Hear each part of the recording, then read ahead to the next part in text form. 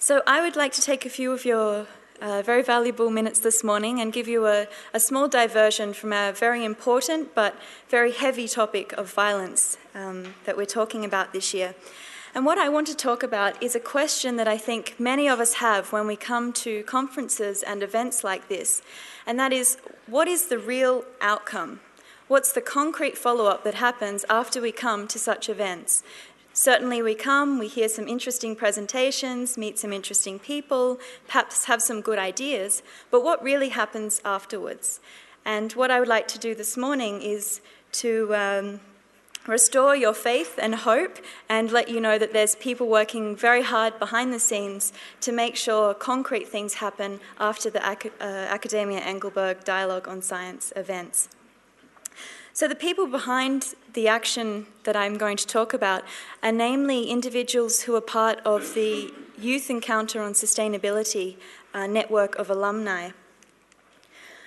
Now, the Youth Encounter on Sustainability, or the YES program, for those of you who aren't familiar with this, is a training program for upper-level university students which focuses on developing their knowledge, skills and leadership capacity to deal with the global challenges of sustainable development, big issues like climate change, poverty, education, development. So the YES course is a multidisciplinary and multicultural training program, and a typical course will bring together 40 participants from 30 different countries. And over a 17-day intensive program, these participants are exposed to a unique education approach with the aim of building these leadership capacities. And for many of the participants, well, most of the participants, this is a wonderful experience, but it's also one that's life-changing. And as a participant in a program in 2002, I can certainly vouch for that personally.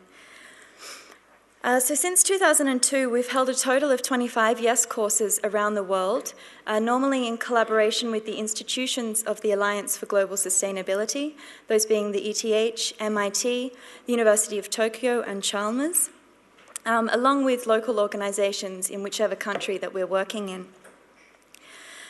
Until recently, the YES courses were hosted at the ETH Zurich through the Centre ETH Sustainability. However, at the start of this year, a new organisation was formed under the name of ACTUS, and this is an official spin-off organisation of the ETH Zurich, and it was created specifically with the aim of continuing and expanding this very important YES program. So to date, a total of 1,000 individual students from over 100 different countries have been involved in this program, and they form the strong and active YES alumni network all around the world. And this network has really been the incubator of some important initiatives and projects around the world. And just a few examples of those here in Switzerland that you may be familiar with, for instance, My Climate, the Carbon Asset Management Group, South Pole, or the World Student Community for Sustainable Development, are all examples of initiatives that were started by YES alumni students. So in 2004, the Academia Engelberg saw a unique opportunity to collaborate with this group of young people from all around the world. And the idea was that this network could focus on bringing concrete outcomes from the discussions that occur at the Dialogue on Science events. So this collaboration has been in several forms. For the last 5 years, we have always brought a delegation of YES alumni students to the Dialogue on Science events, where they give presentations, develop and run workshops. And following these contributions, they develop projects which are then implemented following the Dialogue on Science events. And I would like to take the opportunity to talk about two of these outcomes with you today. Firstly, the Latin American Forest Policies Project, which was implemented following the Climate Change Conference in 2004. And secondly, the outcomes of the 2007 Dialogue on Science, which talked about water, a public or private good. So firstly, the Latin American Forest Policies Project. This was a project which focused on the issue of deforestation and climate change, which, as many of you are aware, has become a very topical issue in international climate policy debates. And several years ago, when we started this, we were really at the forefront of discussions on the topic. So because of the importance of the topic of deforestation in Latin America, we focused the project in this region, and in order to carry it out, we formed the International Student Initiative for Action on Climate Change. And this initially consisted of 25 YES alumni students, most of them master's or PhD students, spread across the Latin America region. Now, the aim of this project was to contribute to both climate change mitigation and adaptation by guiding and recommending public policies which would reduce greenhouse gas emissions that were related to deforestation in Latin America. Now, over the next year and a half that this project was carried out, the young academics that were involved focused their energies on applied policy-oriented research and bridging the divide between academia and policymaking on this topic. And that saw a number of initiatives take place, including research events, outreach activities, seminars, including one in the Amazon. So that was quite a journey for us to go from here, where we conceptualized this project idea, all the way to the heart of the Amazon rainforest. And each of these events brought together key policymakers in the area, young academics, students, and important figureheads. For instance, Manuel Rodriguez, who you may recognize in this photo at the bottom here, the former Colombian Minister for Environment and head of the UN Forum on Forests, who was very instrumental in helping our students through this process. So, of course, this was a rather complex and involved project, and I won't go into the details of how it was executed. I just wanted to share with you some of the key outcomes which we thought were very exciting, considering the idea of the project was developed first here in Engelberg. Firstly, in line with the mission of the project, we had direct policy influence in several countries, and I just wanted to share a couple of the examples with you. Firstly, in Colombia, the ISIAC Colombia team was invited by the Colombian government to provide recommendations for the National Development Plan. This was at the end of 2007. And as a result of their recommendations, the Colombian government actually adopted avoided deforestation as one of their top priorities in the country's international negotiation strategy in the framework of the Kyoto Protocol. We also had success working with the Mexican Senate in Mexico. The local team there put forward recommendations for the voluntary certification of private land in Mexico. And this was actually passed through the Mexican Senate in 2007. And the aim of this policy is to enlarge the surface of protected areas in Mexico, which of course contributes to both conservation and avoided deforestation. There are a lot more of examples of outcomes. The Brazilian process is actually still going on, and they're hosting numerous events around the country. The largest one was incorporated with the National Conference on the Environment last year and brought together 2,000 participants. And they've actually registered ISIAC as a legal organisation in the country to continue this initiative. So following the success of this outcome, the Academia Engelberg and the YES network were very interested to continue working together. And in the framework of the 2007 Conference on Water, we decided to do this in two stages. So first of all, we wanted to provide an opportunity for the YES alumni students to learn more about the topic of water and sustainability, and to use this opportunity to then develop further project proposals that could be carried out. So with this intention, we organised a special training program on water and sustainability in the middle of the Sinai Desert in Egypt. And the idea was to bring together this group of young academics from all around the world who were interested in this topic, put them in the middle of a very remote environment with acute water scarcity, no modern luxuries, no electricity, for 2 weeks to really learn about this topic and put forward some concrete project proposals. We were very fortunate to have a film crew with us for the duration of this course, and they've actually made a documentary, which I'm very happy to be able to share with you today. As this project was sponsored by the Academia Engelberg, we thought it would be a good opportunity to share some of these experiences with you as well. The video itself goes for around 8 minutes, so I would invite you to sit back, relax, and enjoy the show, and then we'll proceed with the session again afterwards.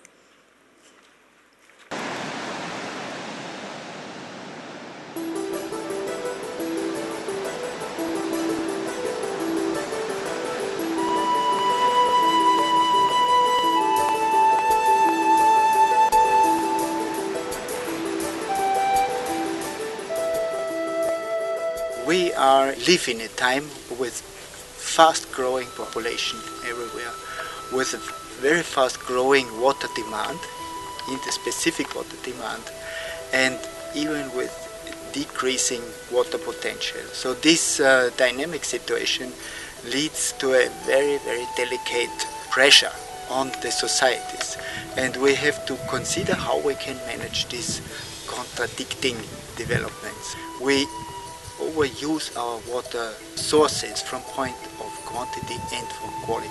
We're really in the midst of a global water crisis. And this means we need people like each and every one of you who really can take a holistic perspective and try and understand complex challenges and possible solutions. The main goal of the YES course is to inform the young people and empower them to make a difference in their local settings. I felt like it's something I needed because I realized it was a multidisciplinary, multicultural setting, and also the thrill of visiting a new place. According to the syllabus, it looked like I was going to learn something more. The very different learning experience compared to my university education before gave me a great plus in my professional life. It was fantastic, and my biggest take-home message was that I could actually live a life working with the environment in a way that would still sustain my own goals as a person, and make money and make a career in the environment, which I didn't think I could do before I came to YES. I feel that what connects me and what keeps me grounded is people, culture, the environment, and the small experiences that we have, like something like here, being in the desert and being underneath this beautiful open sky. The YES experience is just something that's very difficult to describe, and you really have to go through to understand the amazing time that you have sharing your passion with other like-minded young people. People are highly motivated, they are already highly educated, and it's really a pleasure to work with them. And even for me, it's a pleasure because they have questions, they have really tough questions. We've been running the YES course for over 10 years now, and we have a network of over 900 alumni in 100 different countries.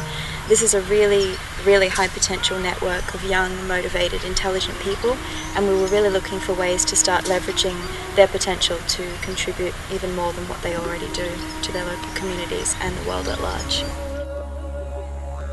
I've been involved in working in those places for a long time now with our students, and they've been very inspiring for me. Having such a group in this location and linking it to our topic, which is water for sustainability, sounded like the perfect place and the perfect match for such course. Discussing water in a desert, I think that makes sense. Whenever you are connected to the actual problem, you tend to think about it in a much more meticulous way, I would say. And having seen these water problems in this area, it does make us think in a much more focused way. How do they manage digging different wells so that they never run out? Do they test how much water is left until it's going to be dry and then start digging in advance? ازاي بتعرفوا انه يعني عشان تيجي تحفر بير تاني تعرف ازاي انه ده هينشف مثلا فتبتدي تحفر بير تاني في حتة تانية. They observe the water, for example, in this well, and if they see it's decreasing, so they just keep digging on the same well, and then they try to see from which direction the water is coming. I think learning in context is especially important, and through experiences. And being here in the desert, we gain an understanding of real issues of water scarcity. In terms of a greater understanding of global and local water challenges, I felt that I could learn a great deal from the program. We should be aware that water supply and sanitation, specifically sanitation, is not a technical issue. It cannot be installed. It is a social issue, and you have to work with people, you have to talk to people. If you go into this issue, you start a social process, and that's why we have to look for this process. How can we initiate it?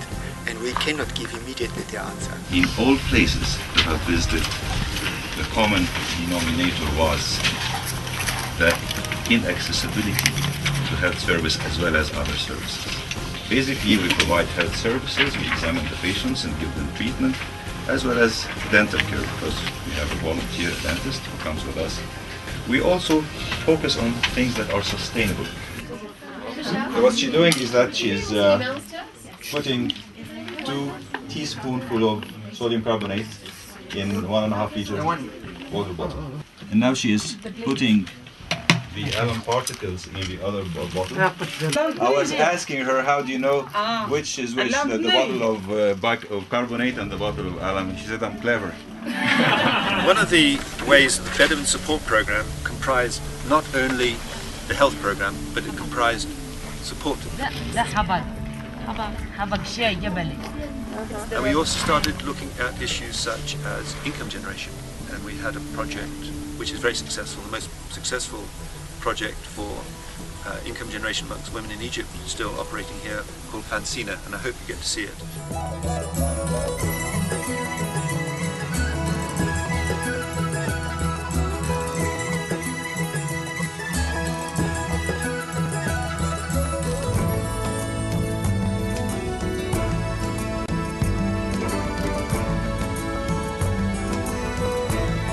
We had a very comprehensive selection process for this course. As I mentioned, we have 900 alumni in the network, and for this particular course we had around 100 of them applying, and we had just 20 places. Of course, looking at a merit-based approach, so who had been engaged heavily in initiatives locally after they went to the YES course, who had shown leadership qualities.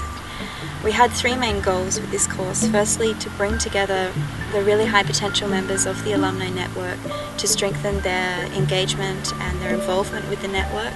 Secondly, to allow them to develop a deeper understanding of certain issues related to sustainability, in this case water and sustainability, and to gain a holistic understanding of the issues involved. And thirdly, we were looking for more opportunities to stimulate concrete on-the-ground action in the form of projects that could be carried out after the course. We break into 4 groups which focus on different education for primary schools or civil society mobilization, but that comes together in one project which is like a resource pack. I would suggest to think very, very basic and practical, which makes it very focused. We're actually developing a little plot for a role play that we will do with the kids from the local community. There was a time when there was enough water in the valleys. كان في موية كفاية في الوادي في الوديان. There was rain. كان في مطر. You can do that as well. برضو ممكن. Basically the whole play is 3 scenes, and we are handling the history component, which is Act 1. The rest of the group is doing Act 2, which reflects what's happening now. We are trying to show what's the situation now with water, with the sanitation, with the health, with the kids, with the school.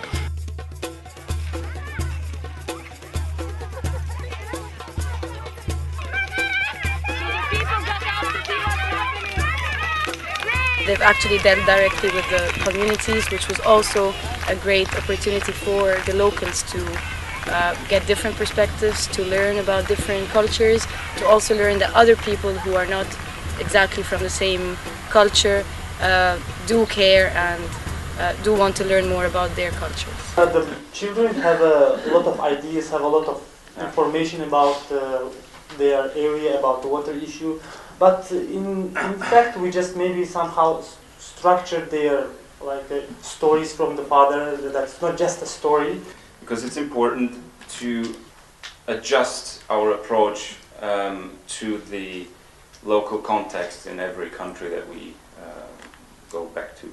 I'm really happy with how the project development has turned out. I've seen a real evolution in the participants from when they began in their first YES course to their involvement in this course. An example of what a page would look like for the book. So if we can just figure out maybe a rough format, so a recipe here, graph of water usage / CO2 / whatever, like a pop-up box over here saying that beef is particularly important in Argentina. And we talked about 4 of the main drivers of water scarcity. Does anybody know what one of them is? Climate change. Climate change, excellent, that's 1. So we got climate change.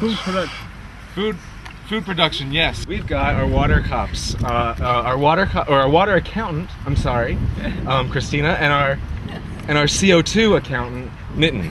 Neither contestant has been told what they'll be cooking yet, and we'll have 4 rounds. Each round, the contestant will choose an ingredient. At the end of the round, our water accountant and our CO2 accountant will let the contestant know how much they've used. It will be judged on, first, deliciousness, second, the CO2 footprint, and third, the water footprint.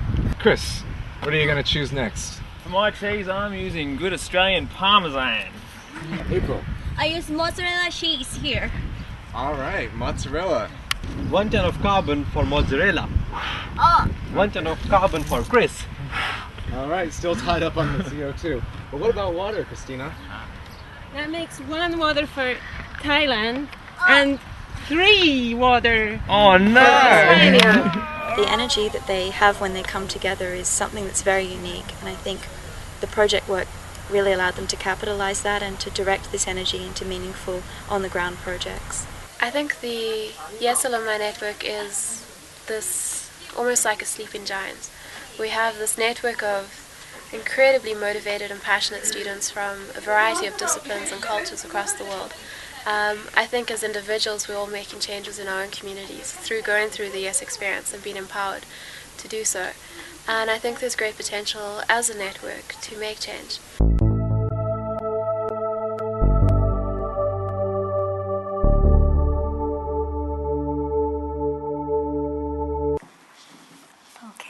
So as you can see, this was a very unique experience for the participants themselves and also the local community. And we're very grateful for the Academia Engelberg for the support that they gave for this project. As you will have noticed, a few projects were developed during this course, and many of them weren't actually highlighted in the video. But following the conclusion of the project, 2 of these have now been supported for implementation, the first of which is a Water for Schools program, which looks at rainwater harvesting and water education for primary school students, with a pilot project planned for Kenya. And the second one is an edutainment project, which looks at using arts, and specifically the performing arts, to engage students in issues of sustainability and, in this case, in particular, water. So they'll be carried out in the next year. So I hope that through these couple of examples I've given you an idea that with the right support and the right energy, young people can really go on to achieve great things, and real and lasting impacts can happen from events such as the Dialogue on Science conference. Now, I would personally like to thank the Academia Engelberg for their generous support over the last 5 years for the YES initiatives. I think it's been a very fruitful collaboration, and I think both sides have really benefited greatly. As I mentioned earlier, we have now created an organisation specifically for the continuation of the YES program, and we're currently seeking the funding to continue carrying out these programs. So if any of you are interested in this initiative and would like to find out more about how you could help or be involved, please don't hesitate to come and talk to me over the next couple of days, or you can contact me by email, which is up here on the screen. So after that brief diversion from our heavy conference topic, it's now time to return back to talk about violence. The next contribution has been prepared by 2 YES alumni students who are actually here with us in the conference this year. Firstly, Philip Osano, who you recently saw respond to the last keynote presentation. So as you heard, Philip is originally from Kenya, but he's currently doing his doctoral studies in Canada. And Philip actually attended the YES program in 2003. Philip's joined today by Fabio Segura, who's from Colombia. Fabio joined the YES course in 2004, and he currently works as the investment manager for Latin America at LGT Venture Philanthropy. The contribution from these 2 YES alumni is on the topic of violence in the context of conflict transformation. So they're going to introduce you a broader framework which we can use to digest some of the topics that we've already covered in the conference, and they'll also enrich this with cases from their own experience in Colombia and in Kenya. And they come today bringing a perspective not as academic spectators, but as active members of this society. So I think that you'll enjoy their contribution. Once they finish, we'll have ample time for questions and discussions. So I hope you enjoy their contribution. Please make them welcome.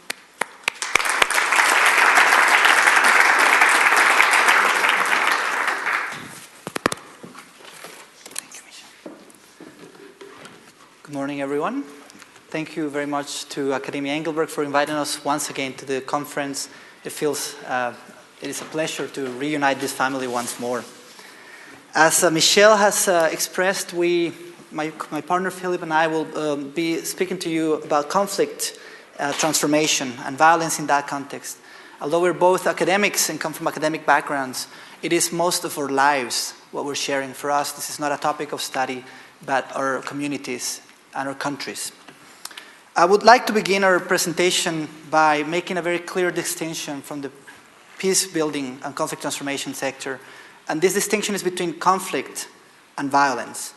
In our discussions to prepare to this input, we realized that the perceptions of conflict has been very broadly shared, although our conflicts that we're experiencing are quite different.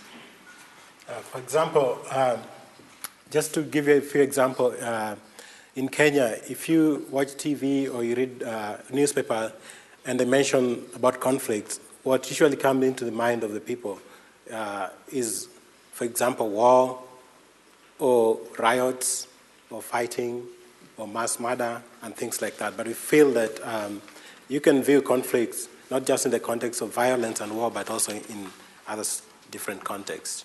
For the perspective of a peace worker and in efforts of peace working, the main difference we want to make is that conflicts are natural. They're inherent to any human society. They're inherent to any individual. I have conflicts with myself or conflicting ideas depending on different standards and analysis. Violence, however, is not. There is a declaration that is very famous and is the scientific basis for peace work. And it's a scientific declaration. It took place in Sevilla in 1986. It's currently known as the Seville Statement on Violence. And this has been adopted by UNESCO and hundreds of scientific bodies throughout the world. And it lays the foundation for our work in the scientific terms with regards to violence and war. The first statement, it says, it is scientifically incorrect to say that we have inherited a tendency to make war from animal ancestors. The second statement, it is scientifically incorrect to say that war or any other violent behavior is genetically programmed into our human nature. The third statement, I quote, it is scientifically incorrect to say that in the course of human evolution, there has been a selection for aggressive behavior more than any kinds of behavior. The fourth one, it is scientifically incorrect to say that humans have a violent brain. While we do have the neural apparatus to act violently, it is not automatically activated by internal or external stimuli. It concludes, how we act is shaped by how we have been conditioned and socialized. And the fifth, and in my opinion, most important base for our work as peace workers, it is scientifically incorrect to say that war is caused by instinct or any single motivation. The emergence of modern warfare has been a journey from the primacy of emotional and motivational factors, sometimes called instincts, to the primacy or cognitive factors. Modern war involves institutional use of personal characteristics such as obedience, suggestibility, idealism, social skills such as language, and rational considerations such as cost calculation, planning, and information processes. For us as peace workers, the conclusion is simple. The same societies that can structure war, that can structure mass violence, that can carry out acts of extreme violence, can build peace. And this is the contribution that we will bring today. Having made a distinction between conflict and violence, I would like to build upon Johan Galtung's initial considerations of what a conflict is. Another way of looking at a conflict beyond the actual killings is to see that people's attitudes, behaviors, and contradictions or root causes are not that different from conflict to conflict. Another of the examples that we were bringing up together with Philip in our comparisons of the context in Kenya and Colombia were the attitudes of the people involved in conflict. Yeah, I think just to highlight about this briefly, many of you might have heard early 2008 when there was political violence in Kenya to the scale that had not been sort of seen before. And usually if you look at what happened in the context of this political violence, the attitudes, first of all, for those who perpetrated the violence was an attitude of victory and, having won or having gained another advantage that they didn't gain before. But for those who were victims, it was an attitude of resignation, an attitude of powerlessness. So this kind of attitude, I think, also you could find them in other conflicts, political conflicts. One of the things that I most often find in the field in Colombia when I'm working with communities that have been exposed to extreme acts of violence, when I ask them, how do you feel about what's happened here, is sadness. Attitudes you cannot show, and because behaviors at the top of this red line are what can be seen, are what journalists put out on TV, and they are many times violent, or at least the ones that we see published in the news. The attitudes of people is powerlessness. There's nothing I can do to change or transform the situation, when in fact there's nothing further from the truth, as we will see as well. However, one of the things that I work also with journalists in Colombia and criticize oftentimes is it takes no talent to show violence. Any person in the wrong place with a video, with a cell phone today, can report and show an act of violence, whereas it would take all journalistic skills to report on conflict. And the aspect that many of our international organizations today and peace-working efforts and governments are broadly forgetting are the contradictions. What was there before there was shooting? There was already a conflict in place. Before the first bullet was shot, there was a conflict in place before the first bomb was dropped. There was a conflict there because the societies that have organized to carry out a project of life that is beneficiary to all of its members has contradicted itself and left many out of the picture. Yeah, I think one of the manifestations of this contradiction, if I may just give you an example in Kenya, is while we did have the media reporting on the political violence, mainly from an ethnic conflict perspective, but really there's a massive inequality, and inequality means you have a country where probably about 80% of the wealth is concentrated amongst 20% of the population. So when we had the political violence in Kenya, for example, you had just the violence among the very poor. Different ethnic groups, members of different ethnic groups from very poor parts of the society were the ones engaged in the political violence. But then the wealthy class actually were basically at the same time while the violence was going on. They were together even if they're from different different ethnic groups. So that's a very, I think, a contradiction that does not come out in the public when political violence is reported. And of course, another contradiction relates to the fact that failure to address historical injustices, and particularly for Kenya, was the question of land ownership.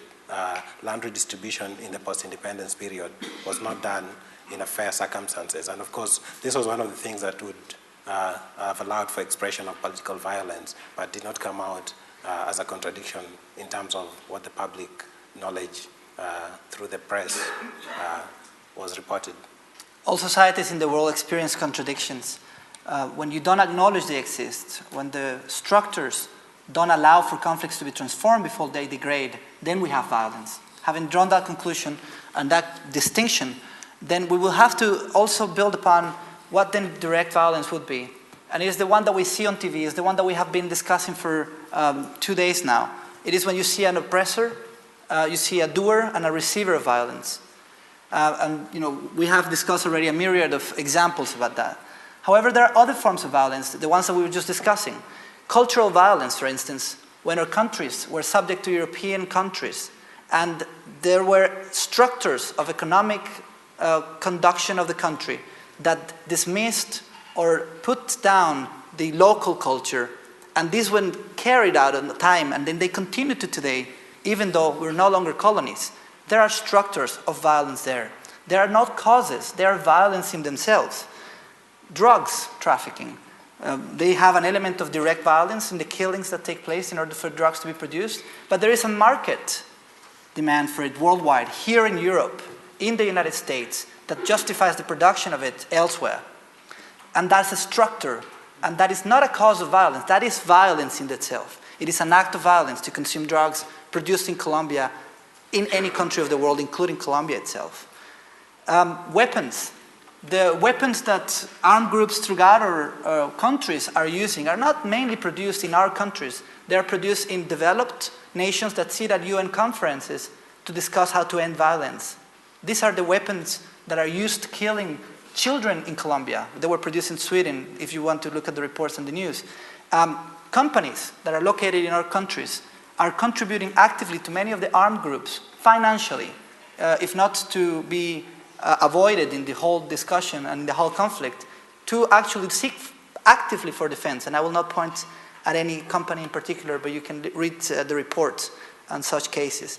These are not causes of violence. They are violence in themselves. To illustrate violence in the structural form, I will ask one question to the audience. If I told the women in this room tonight, this afternoon, because you're women, you're not allowed to go to school as a president of the country. Maybe I would be judged in a court for not contributing to your development, for not abiding by the Millennium Development Goals. If I told the men in this room, you're not allowed to go to the hospital to get your wounds treated, because as men you should endure and suffer pain, maybe I could be subject to an international court judging human rights violations. But if I am a president of the country and I tell you, you cannot go to school and you cannot go to the hospital because you don't have money to pay for it, then that's okay. That for us is violence in itself. It's not a cause of violence. There are victims and they're suffering in our countries because of these structures. This is structural violence. Furthermore, the culture becomes very impregnated with elements of violence as well. Yeah, I think just to give you an example of that, certain communities in Kenya have certain cultural activities. One of them that is very violently exhibited and abetted by culture is female genital mutilation. You might call it young women get circumcised. Most of the time it's against their will, but of course because culture bets it, it's a process that is undertaken forcefully and voluntarily.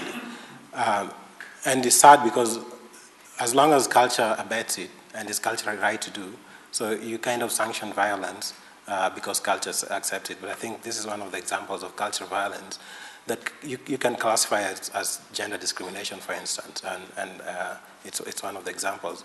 Structurally, of course, there are certain things that might be happening, not just in Kenya, I think, not just in Africa, other places, like political abuse of office, favoritism, corruption, and so on, and those are kind of structural violence that are not very evident to the public as well. Cultural violence also is perpetrated against different nations through the different social drivers. Take media, for instance. Demonization, it is all because of one person. It is all because of the other country.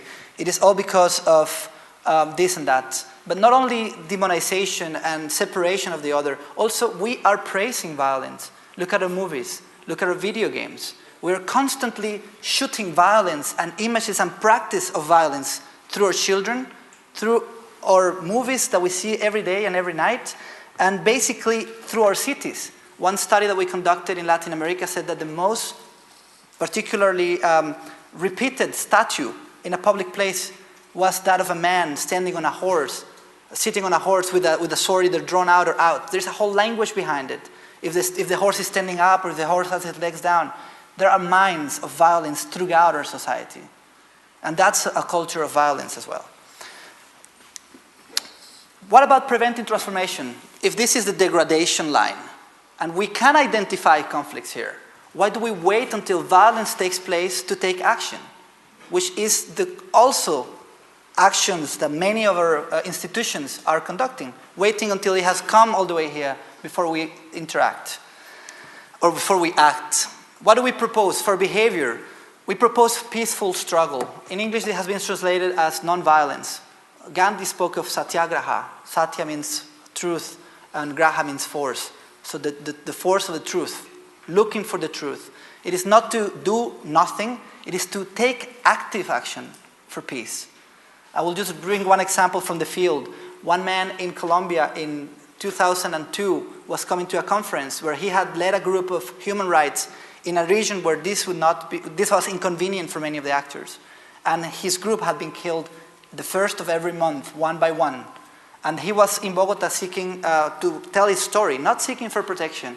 And when we heard about his story with the organization I was working from then, we said, why don't you stay here and therefore seek for a continuation of your work, don't go back. He said, if I do that, if I don't go back, I will give the message to those people, to my children and to my grandchildren, that the only way is to run away. This is Gandhi in principle. He never attended any university or heard about who Gandhi was. It was his conviction. And these efforts, active, peaceful struggle, happen throughout the world, perhaps more or as much as violent actions happen. Violence is, however, more popular. We just don't hear about these stories. And I will prove this point. Please raise your hand if you think you can name 10 wars in the world in any period of history. World War I, World War II. There you go, 8 more. Raise your hand if you think you can name 10 wars. You can recall them. Okay, if you have not raised your hand, 10 military leaders. Napoleon, there you go. 9 more. Please raise your hand if you think you can count on 10 peaceful movements that have transformed conflict without the use of violence. Mahatma Gandhi, 9 more. I have asked this question at the University for Peace in the United Nations, at the United Nations Office on Drug and Crime, and at thousands of students, even including peace students. And we do not simply learn what has been done that has been successful in building peace. That is a culture of violence. So empathy. Yesterday we heard that empathy was to suffer with the other, to relate to their pain. And those who did not have the capacity to do so were considered psychopaths. If I look at it at a broader range, the world has become a world of psychopath nations. Because there is pain and suffering all over the world, but we're not acting much upon this. In 2001, on 11th of September, there was another September 11. UNICEF Chile published a declaration where they say 30,000 children die every year of preventable diseases. Sorry, every day. 1 child every 4 seconds dies every day of preventable diseases and malnutrition. And at the same time, $3 million are spent per minute. So imagine how much has been invested per minute of every hour of every day in military spending. But we have not held, so far, a minute of silence for those 30,000 children. We have not arranged a Security Council of the United Nations to really go in depth and see how we can stop that violence from going on. That is not a cause of violence. That is violence in itself. And we need empathy. We need to see that. We need to stop being psychopaths. And at last, our last point today, creativity. It is the last, or is the first thing that flies out of the window when you have violence.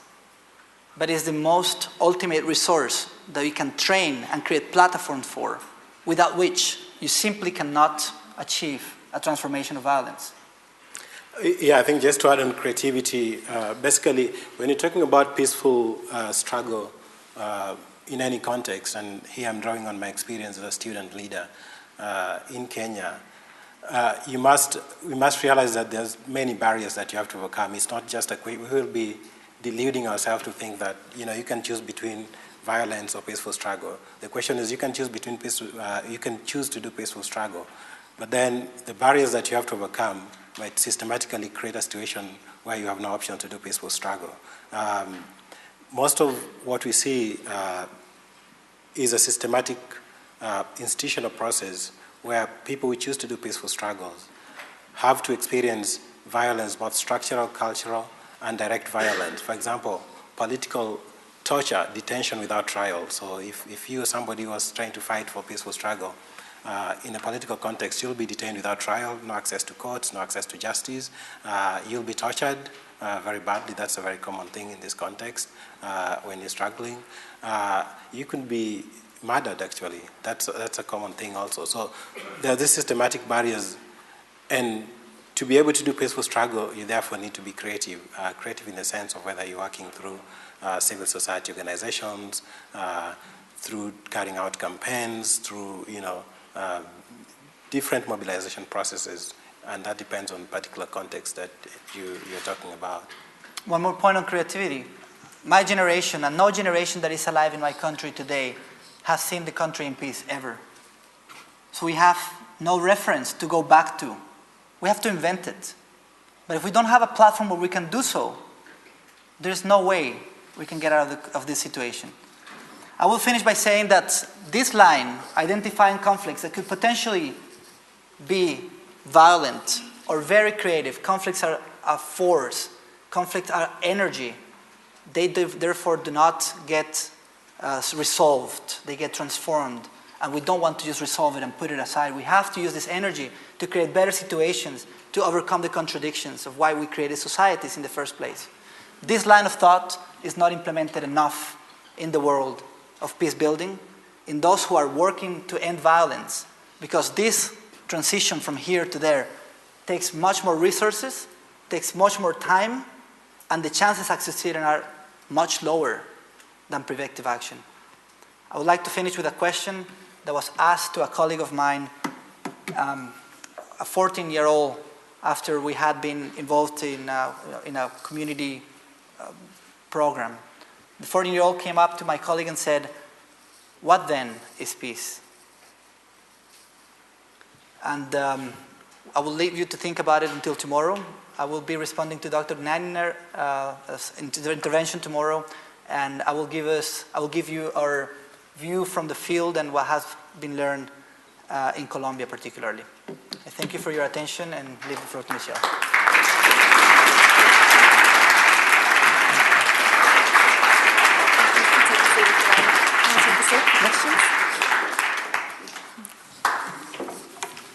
So thank you, Philip, and thank you, Fabio. We'll now open the floor for around 10 or 15 minutes of questions. So would anybody like to start? There must be one question, yes.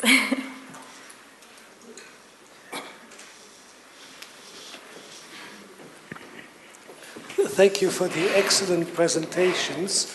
I was moved by what you said. I agree with your criticism of structural violence, but let me start with a provocative question, because we've discussed the psychological issues. You mentioned Gandhi. Gandhi, of course, is almost a god or a saint, certainly a saint for us here, for many people. But look what he did to the people close to him. At the macro level, he, of course, was liberating for India and very moving and as an example for a peaceful transition. But at the very interpersonal level, his seeking the truth. Actually, when you look at it, he was very careless to the people to whom he was closest.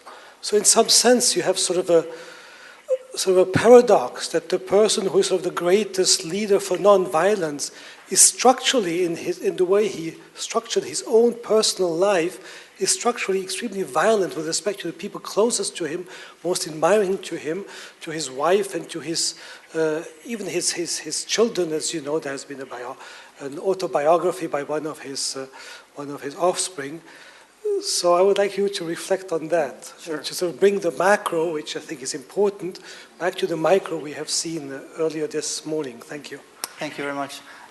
From the peace building perspective, we have much stronger criticisms against Gandhi. I just would like to respond to your question in the following manner. If you think of who should be out there to carry out these tasks, what qualities should that person have? We can make a list of, he should be a good listener, he should be a good father, he should be, or she should be a good community worker, and the list would be endless. And if anybody single-handedly looks at that list, we will have created a superwoman or a superman. And that should be the peace worker. And that's where we step in and say peace work is not the work of individuals, but communities. We don't need one Gandhi in Colombia. We need 44 million of them. 43 would be enough. Philip, did you want to add? I'd like to respond also briefly. I think what's important is to look at the individual, but also what is important, you're raising an issue of leadership. Leaders are individuals, they're not infallible, they have their weaknesses. But I think even if you look at Nelson Mandela, he's the most revered leader right now in the world, and they have their weaknesses too. But I think what is important is the movement that they create. Creating a movement that can be sustained beyond the lifetime of that leader is what is important. But it's not to say that people like Gandhi, people like Mandela and other leaders are superheroes or superhuman beings. They are not angels, but I think what they do is that the movement they created provide an inspiration not just to societies where they live, but societies beyond because of certain values that they espouse. They might find it difficult to live by the values themselves, but the values are not contested. Okay. Next question. I do agree with the majority of your opinions, but I have one question to Philip Osano from Kenya. I've been working in Africa as a civil engineer. I've been working as a peacekeeper in Africa and as a defense attaché. And I have been on the other side of the peacekeepers of the uniformed. And I made the experience that most of the countries lack in a certain kind of sustainability in politics. This is one of the major problems that I think about. Now my question to you from Kenya. When I remember working in Kenya in 1966 to 1969, it was quite a peaceful country. We could easily move all over your country, where the Malindi, Mombasa, Nairobi, no problem at all. 40 years afterwards, it's quite different. Have you an answer for this? Thank you. Yes, I do. That reminds me one of the, you may not realize the context, but one of the people who worked for the struggle of human rights in Kenya was asked one day why in 1965 Kenya and Singapore, actually Kenya probably was more developed than Singapore. And he asked, why is it that right now you can't compare Kenya and Singapore? But then his answer actually was discussed, he was talking with Kwan Yi Lu, the Singaporean, he was talking with Kwan Yi Lu, the Singaporean leader, and he was asking, what did you as Singaporeans do that we didn't do in Kenya? But if you're in Kenya in the late 60s, you remember in 1969 there was a major assassination in Kenya. And Kwan Yi Lu said, while you are sitting down as Singaporeans thinking about our future and designing it, you are busy assassinating your best leaders. So, of course, this talks to the structure of violence that I've talked about, direct violence, is we haven't had, as a Kenya and most African countries, the idea to create institutions that last beyond individuals. Of course, that's a product of colonial experience, such that most of the leaders that took over power in these countries personalized power and sort of, in case of Kenya, for example, made their communities more favors than the rest of the communities. So I think it's a constant struggle to build institutions. I think what Kenya can do and African countries can do is to ensure that we create institutions that can last. That is not the case right now. And for example, if I just very quickly just mention, political parties in Kenya and most other countries are not based on ideologies. They're put forward as ideological parties. But at the end of the day, they're basically ethnic parties, such that you can have a party being formed 3 weeks or even 1 month to elections, and the party wins an election, and you can have a party which has been in existence for 40 years and doesn't even get a single parliamentary seat. So it's a question of institutions and governance. If I may add a short comment to that, I would say that the fact that you could travel through the country and not see the violence that perhaps is there today doesn't mean there was not a conflict already there. That was not being addressed. This is the main topic over. I was not traveling, I was working here, so I got in contact with... I mean, commuting. My question is related to a somewhat similar issue, but we heard yesterday about intra-tribe and inter-tribe violence. In this respect, to which degree is demography problematic, contributing to violence in countries of you have addressed to?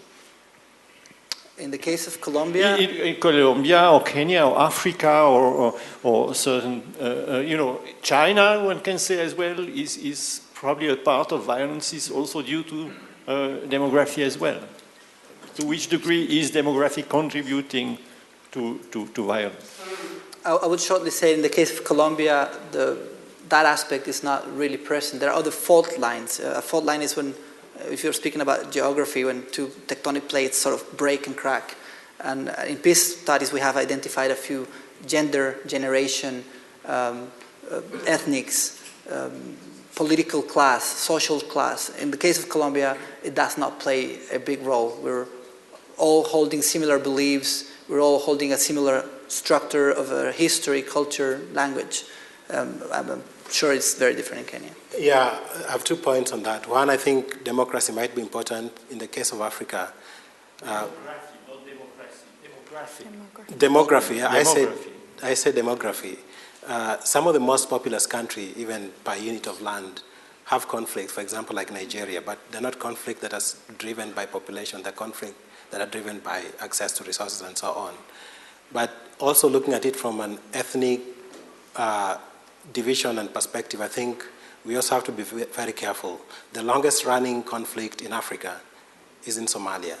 Somalia is the most homogeneous of all African countries, probably one of the most homogeneous countries in the world.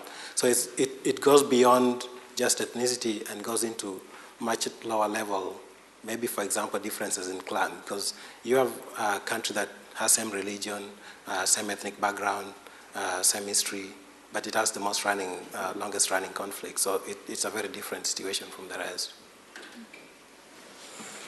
Do you have any other questions over this side? No?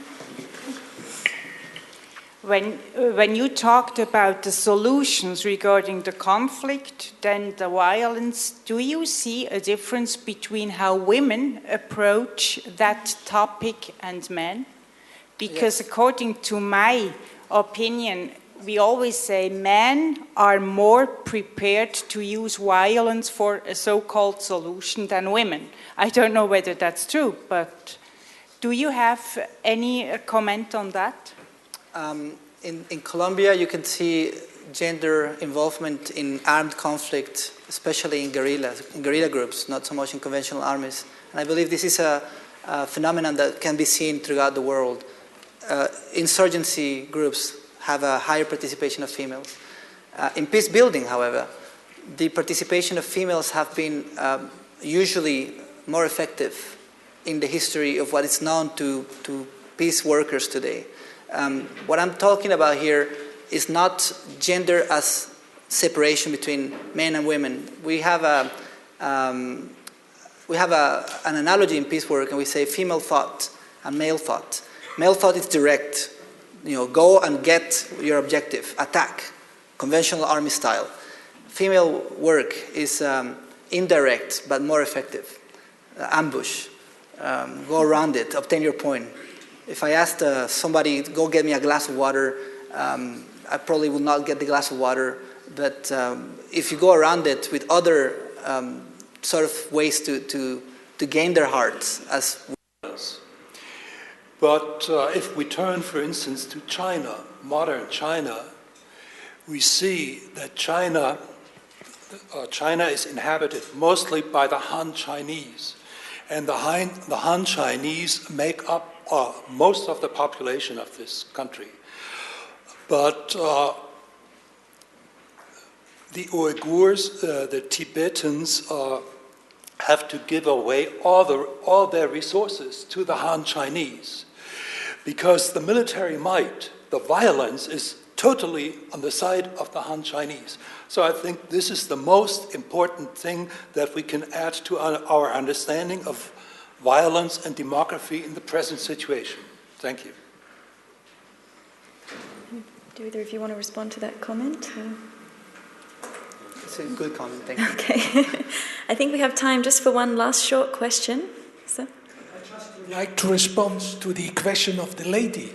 What I have experienced during my engagement abroad is that we have actually two forces abroad in the peacekeeping field. We have the uniformed one, they're the armed forces, and we have the non-uniformed generally. These are the NGOs, and they're the majority of people working in the NGOs, organizations are females.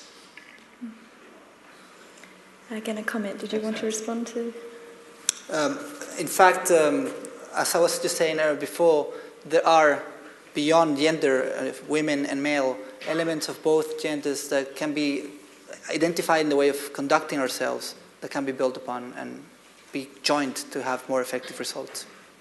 I think unfortunately that's all we have time for because your lunch is waiting, but Fabio and Philip will be here until the end of the conference and I'm sure they'll be happy to discuss with you further. So thank you all for your time and we hope you've enjoyed this session.